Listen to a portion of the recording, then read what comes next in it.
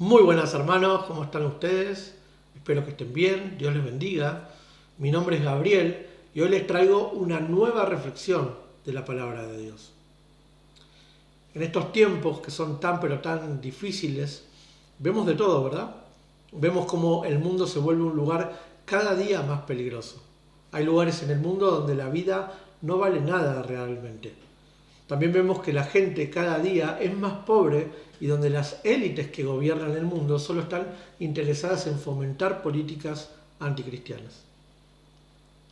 Tratan de alejar a la gente de Dios y en consecuencia del resultado de dichas políticas, muchos cristianos están apostatando de la fe. La mayoría de las iglesias están conducidas por pastores que solo buscan su propio beneficio y utilizan el nombre de Dios para lograrlo. Cada día los seguidores de estas iglesias se alejan más y más de Dios y del verdadero evangelio del reino. Es por eso que desde este canal intentamos reflexionar sobre el verdadero evangelio del reino de Dios, que no se trata de nuestro bienestar personal, de cómo mejorar nuestra calidad de vida material, ni de tener una relación hipócrita con Dios, sino que se basa en hacer la voluntad de Dios, de reconocer y entender el sacrificio de Jesús y de glorificarlo por eso. Se trata de obediencia, de arrepentirnos de nuestros pecados, de depender de Dios para vivir nuestra vida y de esa manera ir santificándonos. En ese sentido, hermanos, hoy quiero compartirles un pasaje que está en el libro de Romanos, capítulo 6, versículos del 12 al 14. Pablo dice así, dice: no reine pues el pecado en vuestro cuerpo mortal, de modo que lo obedezcáis en sus concupiscencias, ni tampoco presentéis vuestros miembros al pecado como instrumentos de iniquidad, sino presentaos vosotros mismos a Dios como vivos entre los muertos, y vuestros miembros a Dios como instrumentos de justicia. Porque el pecado no se enseñoreará de vosotros, pues no estáis bajo la ley, sino bajo la gracia. Fíjense cómo Pablo nos exhorta y nos explica cuál es la manera correcta de actuar. Ahora que somos de la familia de Dios, ahora que hemos reconocido al Señor Jesús como el Señor de nuestra vida, como nuestro Salvador, nos recuerda de qué manera debemos vivir. Claramente Pablo le está hablando a la iglesia que había en Roma, donde había muchos judíos creyentes también que conformaban la iglesia. Cuando nosotros creemos en Cristo y nacemos de nuevo, esa nueva vida que nosotros tenemos debe ser totalmente diferente a la vida que vivíamos cuando estábamos en Cristo. Es por eso que Pablo dice que ya no nos debe gobernar el pecado, ya no podemos vivir y regirnos según lo que nuestra carne desea, porque sabemos que los deseos de la carne se oponen a nuestro espíritu.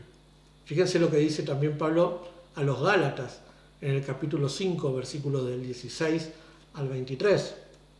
Pablo les dice a los Gálatas: digo pues, andad en el espíritu y no satisfagáis los deseos de la carne, porque el deseo de la carne es contra el espíritu y el del espíritu es contra la carne. Y estos se oponen entre sí, para que no hagáis lo que quisierais. Pero si sois guiados por el espíritu, no estáis bajo la ley.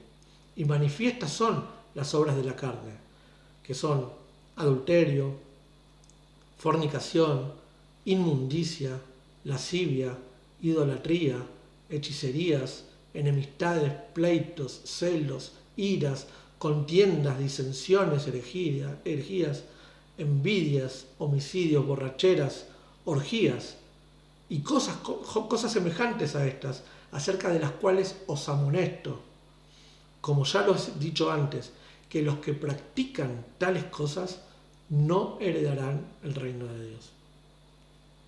Luego, Pablo, en nuestro texto base, el que estamos reflexionando, en el versículo 13, Pablo nos dice: ni tampoco presentéis vuestros miembros al pecado como instrumentos de iniquidad, sino presentaos vosotros mismos a Dios como vivos entre los muertos, y vuestros miembros a Dios como instrumentos de justicia.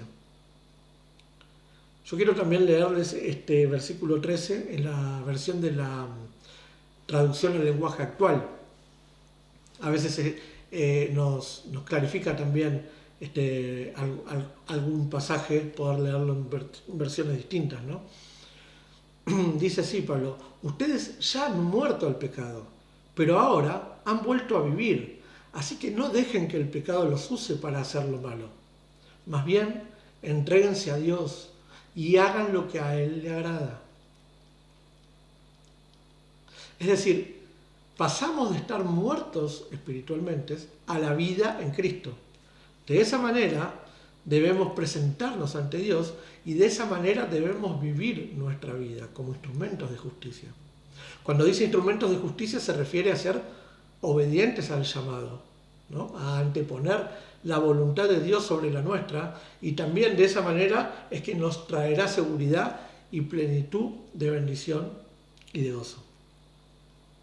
Por último, dice en el versículo 14: porque el pecado no se enseñoreará de vosotros, pues no estáis bajo la ley, sino bajo la gracia. Para entender este último versículo hay que entender el contexto bíblico en general de la palabra. El pueblo judío de la antigüedad fue utilizado para lograr un ambiente adecuado para la venida del Mesías, o sea, el escogido, el ungido, el Cristo. Dios, para ofrecer las buenas nuevas de salvación a la humanidad, iba a enviar a este Mesías. El pueblo de Dios, el propio pueblo de Dios, fue apartado del resto de los pueblos en el sentido espiritual.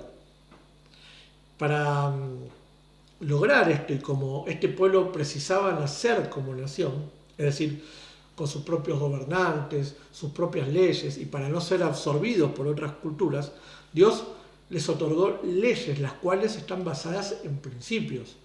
El pueblo hebreo antiguo precisaba de esas leyes para mantenerse puro espiritualmente y así crear un ambiente propicio donde nacería después el Mesías, que vendría a ofrecer la salvación, no solamente para el pueblo de Dios, o sea, para el pueblo judío, sino para toda la humanidad, para todos nosotros.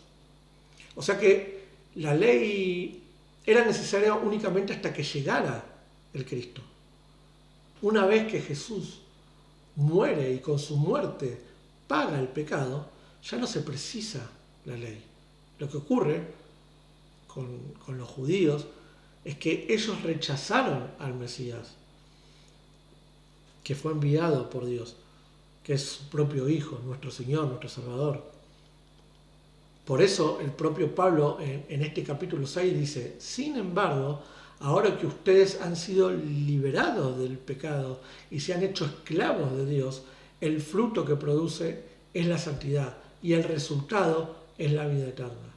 Porque la paga del pecado es muerte, pero la dádiva, el regalo de Dios, da la vida eterna por Cristo Jesús. Es la vida eterna por Cristo Jesús, ¿no?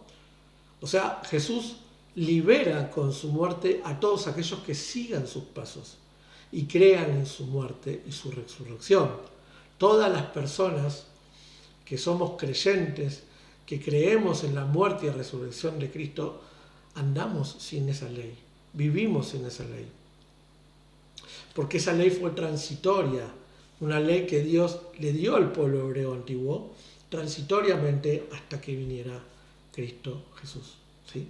Ahora los creyentes nos regimos por algo mucho mejor, más poderoso, que son los principios basados en el amor y las enseñanzas del Señor Jesús. Es decir que el cristiano no está bajo la ley mosaica, sino que como tenemos fe y creemos en la muerte y resurrección de Cristo, vivimos conforme a su voluntad. Son perdonados nuestros pecados debido a la bondad inmerecida de Dios, que es la gracia de Dios para con nosotros. Hermanos, espero que esta reflexión sea de bendición, sea algo que nos haga pensar en estas cosas, de ver en los tiempos que estamos viviendo, de ser realmente luz y sal para este mundo, de tener en cuenta el llamado de Dios para nuestra vida, de ser obedientes, de seguir perseverando en la palabra de Dios, porque esa es su voluntad y necesitamos hoy más que nunca poder estar al servicio del Señor para que podamos ser de bendición para otras personas también. Hermanos, hasta acá la palabra de Dios, hasta acá la reflexión. Dios les bendiga y nos vemos en una próxima reflexión. Bendiciones. Si crees que este contenido es de bendición y crees que pueda ser de bendición para otros también, te pido que le des like, que te suscribas a este video y lo compartas. Muchas gracias.